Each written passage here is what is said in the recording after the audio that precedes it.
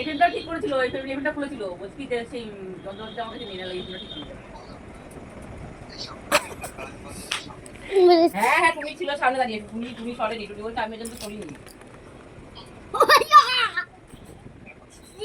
এখন এই যে কুদুমি করছে, লোচনটা ঘাড়ের উপর উঠছে কোথা থেকে, ওই ওই তো আজকে বুটি রুই মাছ রান্না করেছে, মাংস রান্না করেছে, বলছে তুই রাত্রে দুপুরে আমার বুটি বলছে কেন রাত্রে দুপুরে আমাকে দেখাবে, মাছটা নিচে নি। হ্যাঁ ওই কালকে বুটি রান্না করেছিল, খেলাম সিঙ্গারা বানিয়ে খেলো। এই হচ্ছে